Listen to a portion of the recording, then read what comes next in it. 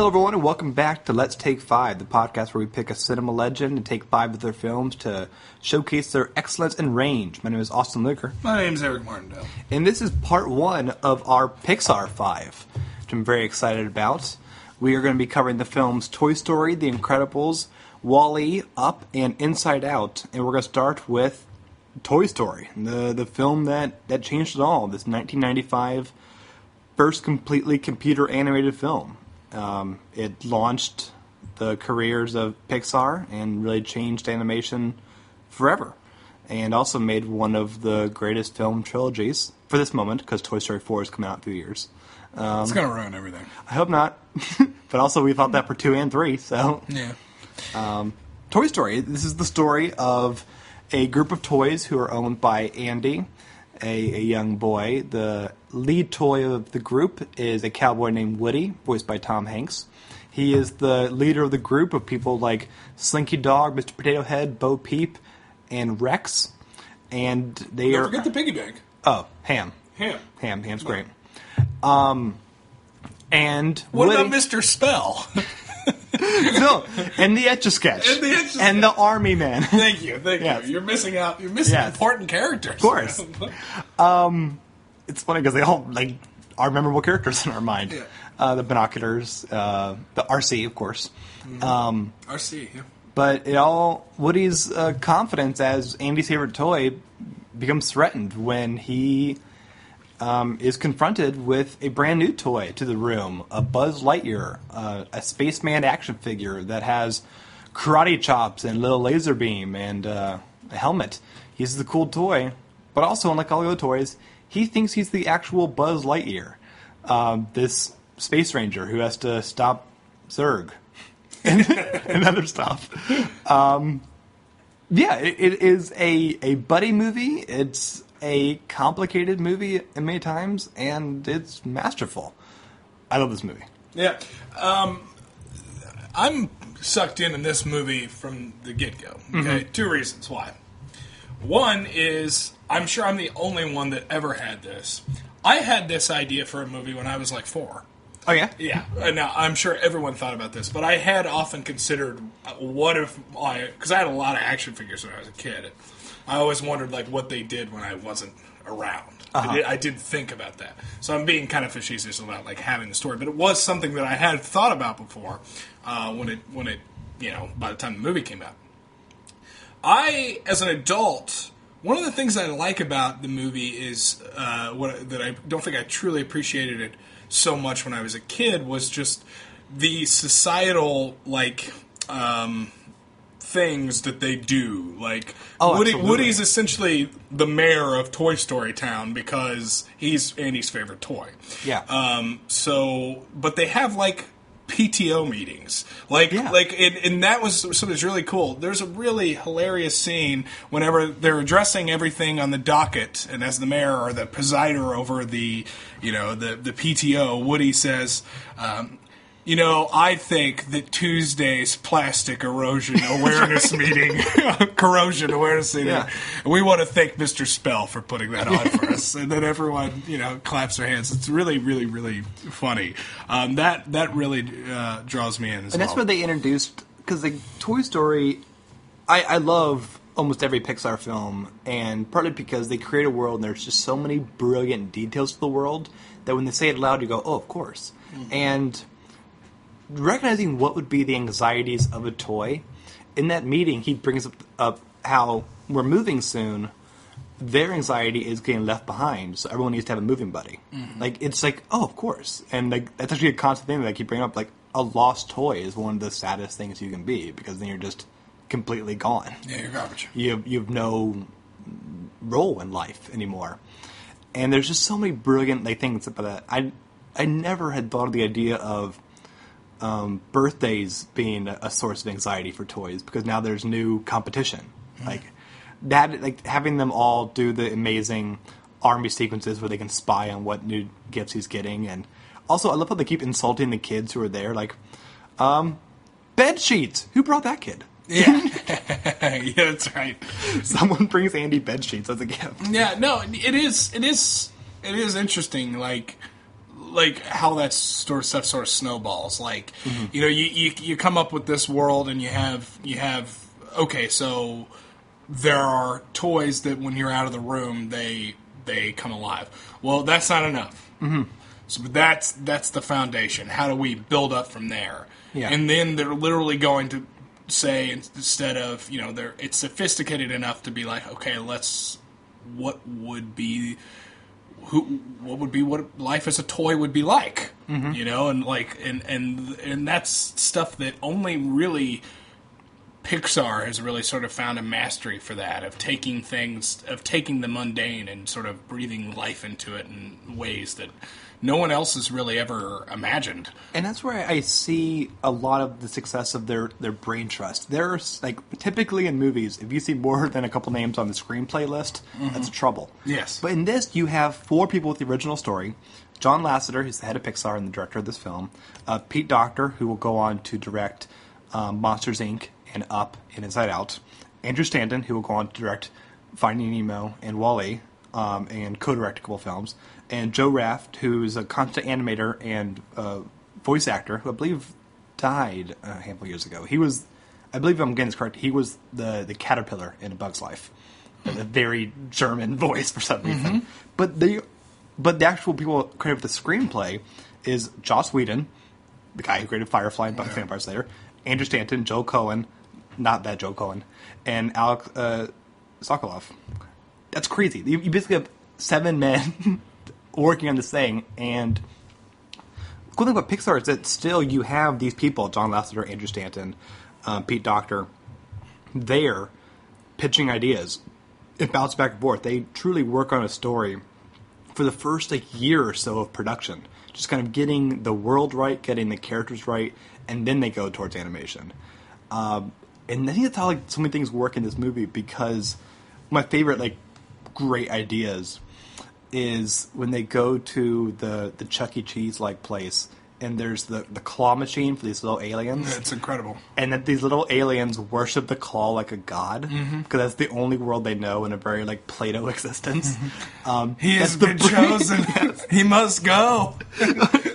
Goodbye, my friends. And he thinks he's going to a better. Yeah, I know. It's actually really sad. It's so upsetting, and that's so brilliant. And I mean, also there's a lot of sadness in the film because of Buzz's delusion of thinking he's Buzz Lightyear.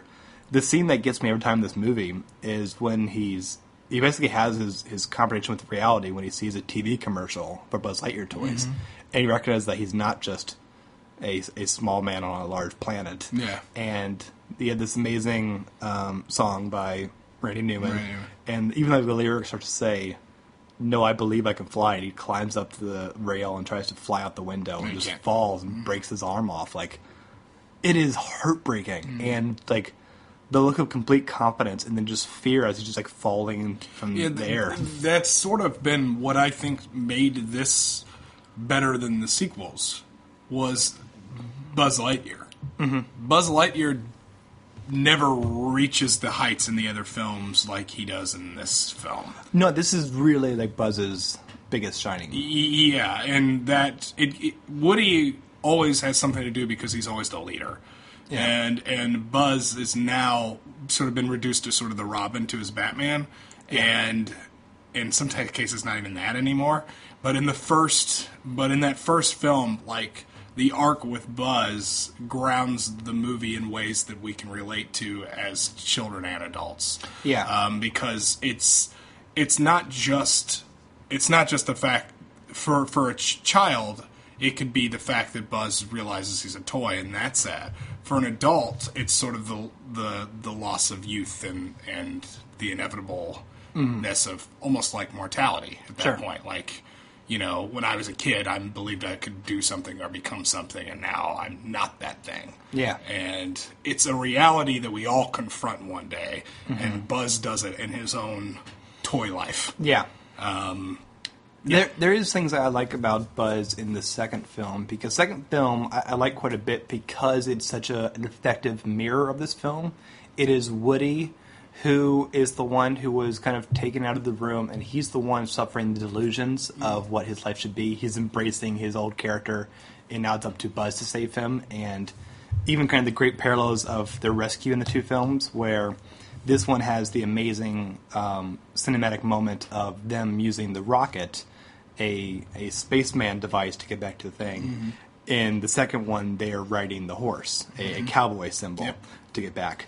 The second one's actually a really impressively effective mirror sequel. You know, I like the movie. I like Toy Story 3 a lot better, but me too. 3 is it's a whole new thing too, because it's an ensemble movie, and it needed to be. Yeah, I felt like, because it was the last one, but I guess it's not anymore, which is kind of frustrating because it was such a good ending. But yeah, I mean, at this point, I'm going to trust them because we all thought they shouldn't make a third one. So. But the third one was such a good ending. I know. That's how you end it. But that said, yeah, you're right. We should just trust them. But Toy Story 3 felt like a sequel to Toy Story. Toy Story 2 almost felt like a spinoff. I can see that. It's kind of weird that it felt that way. And even the fanfare around it, I don't think was as big as it was for Toy Story 3. Well, Toy Story 2 has a very weird history to it because it was the third Pixar film. Yeah, I may not have just been. Maybe I just wasn't interested in a Toy Story sequel at that time. Yeah. And I just missed the boat on it. Well, it was such a weird production too because Pixar made A Bug's Life second, and then Disney was going to make Toy Story 2 without Pixar because part of the deal they had a 5-picture deal with Disney to kind of make their films. But Disney said, we get all rights to the characters to do whatever we want with. You can keep making your 5 individual films. So Disney was trying to make Toy Story 2 without them. And the whole plot was about how, Buzz was being defective, so he was being mailed back to Japan. That's what you do with toys, right? Yeah. You send them back to Japan. And Pixar was so horrified and wanted to keep control of its beloved characters that they made Toy Story 2. That was the shortest production window of any Pixar film ever because they made the film, then they said this isn't working, and they erased all of it basically and started again. It barely made the deadline. It's shocking. It's such a good movie because Toy Story 3 was kind of a great surprise as well that it was really good. It was a really good ending. It was an ensemble piece. It had a very good villain. So does Toy Story 1. Sid is fucked up. Sid's great. We're going to bounce back to Toy Story 1. Toy Story 3. We're doing the whole trilogy. Yeah, right? yeah. But it had... I've talked about this on the podcast before. There was an opportunity for a really dark ending in Toy Story 3 that I felt like would have worked really well, too. So I was a film critic at the time. I saw the film early, so there was no buzz yet. Yeah. I was seeing it before anything was coming out online. I thought they were going to kill him. So I thought they were going to go, not only kill them, descend into hell. Yeah. It was a hell-like landscape of lava. Well, they start holding hands while you've got a friend of me play. Yeah. Every chord is struck perfectly. Yeah. But it would have. Then hindsight, that's ridiculous. They were never going to actually. But you're caught up in it. But you're caught up in it, and I just felt like that's an appropriate ending for a toy's life. That's how it ends up. You end up in the dump. Well, and that's the whole movie of Toy Story 3 is. It's about the afterlife. They are immortal beings who are deciding, Andy's going away to college, where do we want to spend our eternity? And they depict this play school as a possible heaven-like structure. Mm-hmm. But Utopia is corrupted by greed of this purple bear, Lotso. Say Lotso. And they just kind of keep trying to find... Great. He's amazing! Yeah. And they just kind of keep trying to find... their place, and as they literally are being descended into lava hell. Yeah, no, you're right. They realize all that matters is themselves, and they hold on to their, and then they are rescued by the Claw. Yeah, the Claw. Now, did you? Because I know you're a film critic at that time. Was there a lot of, after the movie came out, a lot of talk about it being allegory for heaven and hell and the afterlife? I kept saying that a lot because you're right, and people you are right. People, I kept saying that a lot. I still keep saying it. I got a lot of, what are you talking about? No, I think you're right, because Andy's gone. That is kind of what it's about. Where do toys go? Yeah. There was another critic online, I wish I could remember who it was, who kind of said there was a good arc of Pixar films, some we're going to cover, that kind of cover aging in a very particular way. Since Up is all about death, now this is kind of all about the afterlife and whatnot, there's kind of an interesting evolution during the late 2000s ones that we'll get to a bit. Up pulls a lot of references from a lot of things. Yeah. Too. Like it's a Star Wars movie, too. We'll talk about it when we get to Yeah. it. But no, yeah, we're getting off the topic. But So let's talk about villains, because rewatching this film, I've seen it a million times. Something I just couldn't help focus on. Sid is the kid next door who is the opposite of Andy. Andy adores his toys. He keeps them in nice, great condition. Takes care of them. Puts them their special place on the bed. Sid is a crazy sociopathic guy who tortures his sister's toys and himself, and has the most crazy laboratory. One thing I love this time watching him was we forget that he's doing these things alone in his room. Because we know, because we're watching Buzz and Woody watching him, so we think there's people in the room. No, he is outside with his hands up, laughing maniacally as he's burning a toy alone in the backyard. This is one of the most disturbing kids. Yeah, the kid's a total psychopath. So, but at the end of the day, they are just plastic toys too. Yeah, but to him, yeah, they are, which also he's not wrong. Yeah. It just happened, and this is the one time in the series they really kind of confront the magic realism, where Woody, in a really effectively creepy sequence, starts talking to him. Yeah. I know. Because he's on the grill, and he's counting. Because that's right. Sid by himself is counting down to blow up Buzz rocket, and he starts reach for the sky. Yeah, and then he turns his head all the way around, and it's really awesome.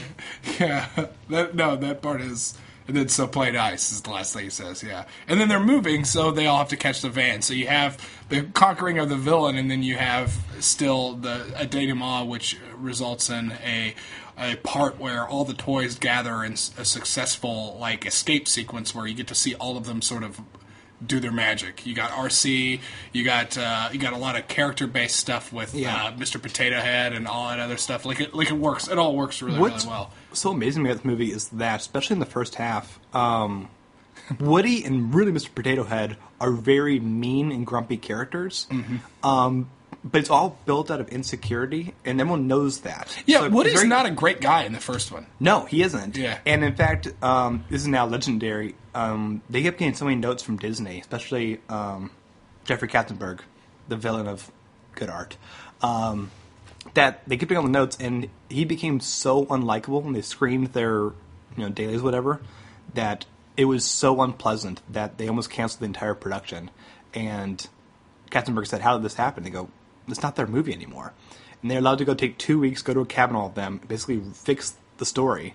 It started to scratch. It's on the bonus feature of the Blu-ray, which is awesome for historical significance of what they showed. Oh my god, Woody is unbearably evil as he's pushing Buzz out the window. He's not great. Yeah. He has a redemption arc in the film. He does. And it's coming to terms with it's acceptance, because you're so worried that I feel this as a kid. What about friends don't like me as much anymore? We all kind of move on in all different directions in a very organic way. Yeah, there's a weird wanting to sit at the popular kids' lunch table in high school. It's almost that. Because Buzz Lightyear becomes more popular than he was. It's basically my transition from 6th grade to 7th grade. Whenever I went from elementary school to junior high. Mm-hmm. It is so I could kind of relate to that. Also, so I'm never mad at Woody or Potato Head in the beginning. I recognize that it's frustrating to talk to them sometimes because they're so upset. But it pays off well. Woody actually does bad things. He does, to Buzz. Yeah. But they film it so well when Buzz falls out the window, because all done without dialogue. You see Woody, he drops the magic 8-ball down behind the desk and goes, "Oh, that's not a shadowy spot where it can't be found. I just want to knock Buzz there. Mm-hmm. This is a place where he'll be out of the way, but he'll be fine in a second. It's get out of the way, but he won't get picked up in 5 seconds for pizza planners." But of course, in a weird cartoonish series of events, he gets knocked out the window. One of the great uses of comedy in this movie that it's just a little moment that has to be talked about whenever they end up at Sid's house and they're calling over to the other toys through the window. Yeah. but Buzz is too depressed to go to the window to signal for help. So Woody's at the window, and he uses Buzz's arm that's been broken off since he jumped to try to fly. He has it like hiding. They're like, "Where's Buzz?" And he's doing a ventriloquist act where he uses Buzz's arm, but then eventually he pulls it out, and they see that. They see Buzz Lightyear's severed arm, and they all scream, all the Toy Story. So they literally think that Woody murdered Buzz and chopped him up into pieces. And also, it pays off again during the trying to get back to the moving van, because Woody is thrown into the van before Buzz is, and he tries to save him. And his idea is to take the RC car and use it up there. But they just see him push another toy out the window. And they're going, he's doing it again! He's doing it again, that's right. I'd forgotten about that. No, so it does work. The character base so well. And it works, and it uses that dramatic irony that is always, like, really effective. Like, whenever... Okay, so yeah, by definition, you know something the audience knows something that the characters don't. But it's that kind of stuff like that's basically the plot. Yeah. The dramatic irony is the plot of the film. Like, Woody didn't murder Buzz. Yeah. But there's no reason for them to believe that he didn't. So I love them. I was trying to rescue Buzz with the barrel of monkeys. Yeah. We need more monkeys. That's right. We need more monkeys. No, it's like, and that kind of brings it to like how incredible like all the voice acting is. We're going to talk about this every single week, but Pixar's casting for voice talent is incredible. And also, I think they broke this rule once recently and it annoyed me, but when they advertise their movies, they don't mention the voice cast in the commercials, like DreamWorks does and whatnot. They go, we got Justin Timberlake as a troll. Yeah. They're like, we have Woody, Buzz, because, Tom Hanks was huge right now. He just won 2 Oscars. Tom Hanks is and forever will be huge at this point. Yeah. And Tim Allen is, right now, Home Improvement is one of the biggest shows on TV. But rewatching this, I, as a kid, never really noticed how much Tim Allen is nailing William Shatner. Yeah. He's doing the best Captain Kirk the whole movie. Tim Allen certainly had a bigger career at the point whenever this was cast. Yeah, there's also the thing around time with the Santa Claus as well. Mm-hmm. But, you got... No one would think, like, what's the best name for a big name movie? Don Rickles, obviously. Jim Varney. Wallace Shawn. I love Jim Varney in this film. Jim Varney plays Slinky Dog. Fortunately, he passed away between Toy Story 2 and 3, so it is a different actor, but the guy does a perfect impersonation of him. So, I didn't know it was Andy Potts as Bo Peep. Yeah. Actually, I didn't know that either. Yeah. I'm saying like I did. I didn't know that. And then Toy Story 3, you have the incredible addition of Michael Keaton as the Ken doll. That's great. He's unbelievable. John Cusack as Jesse, though, added in the second one. Yeah, that's true. That's right. That's John Cusack. Yeah. I didn't know that. And Kelsey Grammer's the villain in the second one. Who's always been a great villain voice. He's the villain on The Simpsons. Yeah. He's the villain on The Sopranos. Kelsey Grammer. That's the phrase that it should have been. The villain of The Sopranos. But no, I'm saying the villain on The Simpsons. Yeah, I love Kelsey Grammer. Frasier's my favorite character on Cheers, so I've always loved Kelsey Grammer. So it's so curious because Joss Whedon's involvement showed how serious they were to get this right, because to be your first animated film, you almost feel like you should do the basics. But instead, this is a really complicated story. It's really ambitious. Really difficult character track for Woody and for Buzz, and just all the ideas you're doing. They brought in Joss Whedon before he in fact, he stopped working at Toy Story to make Buffy.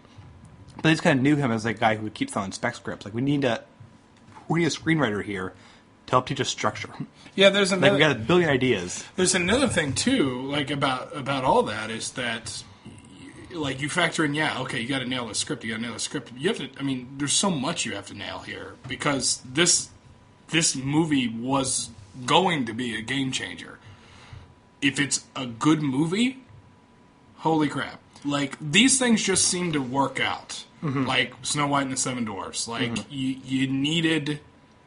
Which also took years of production. Yeah. And it's okay, I was just happy enough that they had the wherewithal to not just create Toy Story and use the computer animation is specifically what I'm talking about here, and as a new medium for telling stories to children, essentially, because it killed the hand-drawn It did. It did. I mean, it killed it. I mean, it just did. Unfortunately, it did. I mean, there are other ones that have come after that, but The smaller venues. in smaller venues, right? Sure. And I think it was so brilliant. I think it was mostly an accident because they had a million ideas of what they wanted to do as their first film, but they had a toy short film that Steve Jobs kind of said this could be the one that could be a larger thing. Mm-hmm.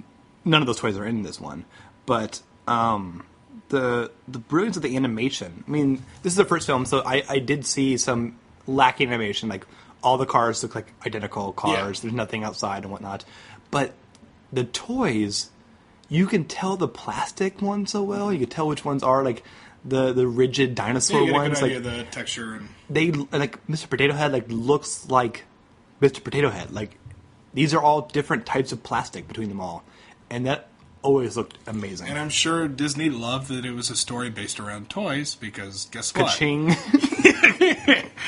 Take that to the bank. It's the best thing since they invented Ewoks. There was one. No, Disney didn't invent Ewoks. No. In general, in life, yes. I mean, Toy Story toys have sold like crazy, but one Pixar film has had better merchandise. Cars. Cars had better merchandise? NASCAR fans, man. Because you can just buy cars. Right. Well, cars, and just like Cars pillows. Like a billion things. For some reason, Cars sells better than Toy Story for like stuff. It's not a very good movie. It's not. It's not under 5. It's not under 5. Cars is mediocre. Cars 2 is abysmal. Yeah. I remember seeing... I saw Cars 3 is coming out this... Nope. We're still in 2016. Next year. Next year. What's coming out first? Toy Story 4 or Cars? Cars 3. Ah, Jesus. Actually, might be Cars 3, Incredibles 2, the Dia de los Muertos movie, and then Toy Story 4, I think. Yeah, well, Toy Story 4 is the one they got to get right. Yeah.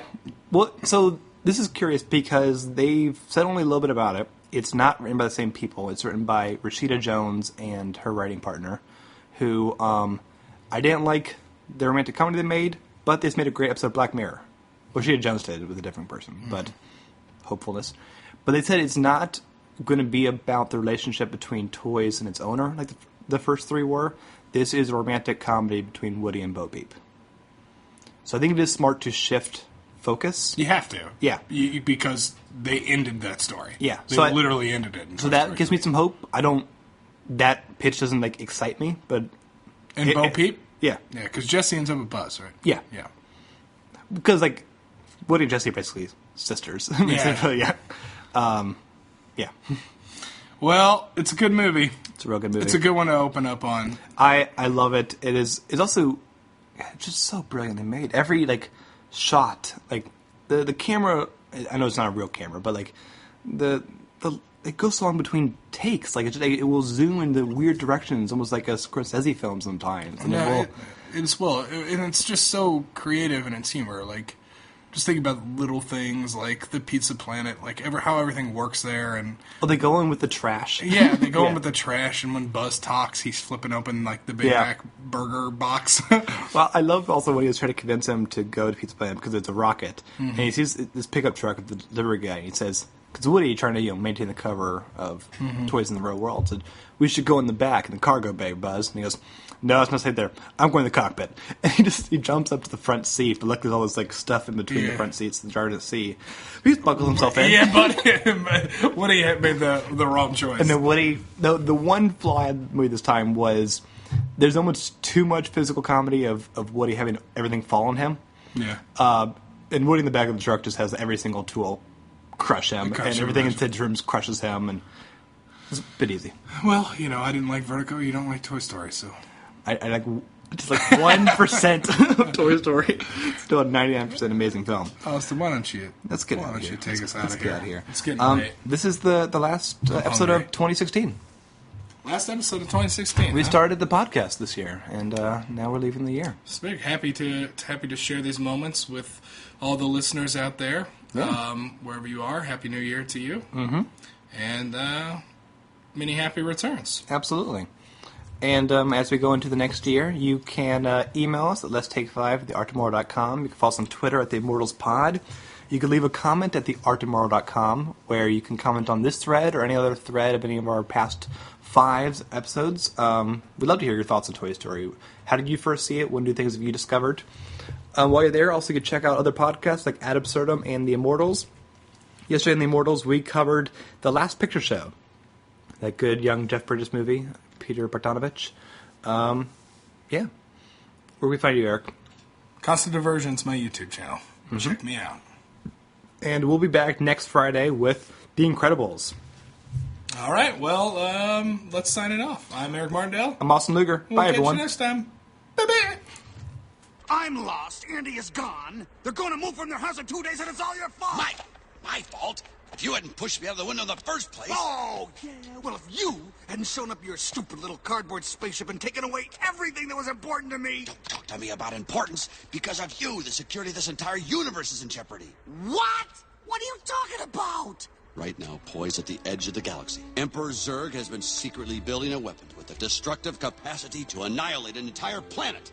I alone have information that reveals this weapon's only weakness.